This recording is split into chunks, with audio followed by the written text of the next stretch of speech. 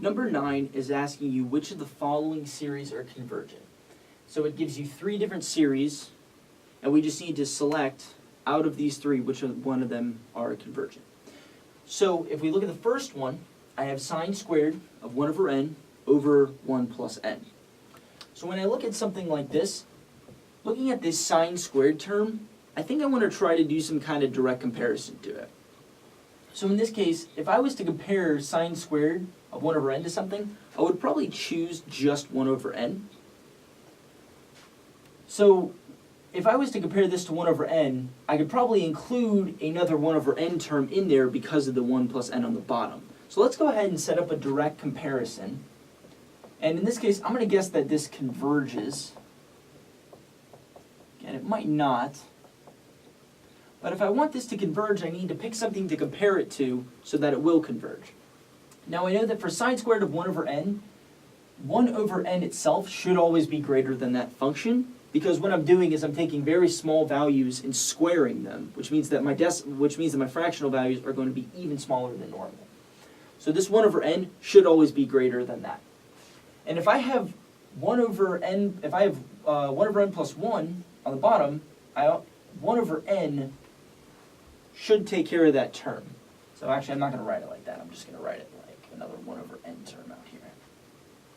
So 1 over n plus 1 should always be less than 1 over n, because no matter what n value I plug in, this will always be 1 greater. Because the denominator is always larger over here, the fraction is smaller. So this inequality should hold. And if I go ahead and I combine these terms, I end up with 1 over n squared. So now that I know this inequality holds true, if I can prove that this converges, this should also converge. 1 over n squared is convergent by p-series. So 2 is greater than 1, so therefore it is convergent. So therefore, this series should also be convergent as well. So it's convergent by direct comparison test and the p-series test. All right, good. So we have 1. Now let's look at the second one. So I have a sine of 1 over n squared. So again, I think I'm going to use some kind of direct comparison test in that case. And with the sine terms, all you want to do is you just want to compare it to whatever is inside. So if I have 1 over n squared, I can just compare it to 1 over n squared. And again, I know that this should be smaller than this, because if I take the sine of something, sine has to be bound between -1 and 1.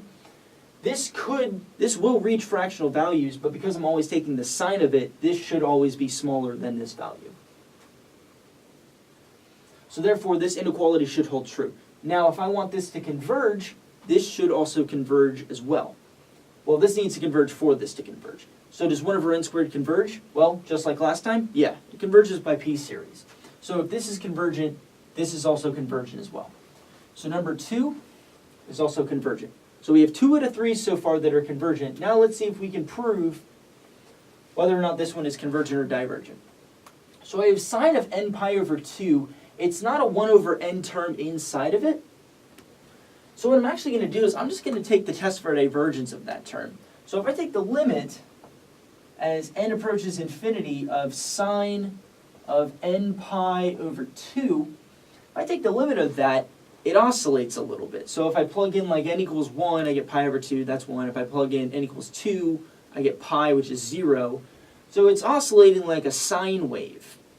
Well, if it's oscillating like a sine wave, it's not going to equal 0 every single time. There are going to be values where it does not equal 0. So therefore, this passes test for divergence. So this series should be divergent by test for divergence. And again, the reason is because it's not always coming to 0. It's coming to non-zero values every now and then. So because of its oscillatory nature, it is divergent. So I have convergent, convergent, divergent, which means that I am looking for answer E, which says that 1 and 2 are convergent.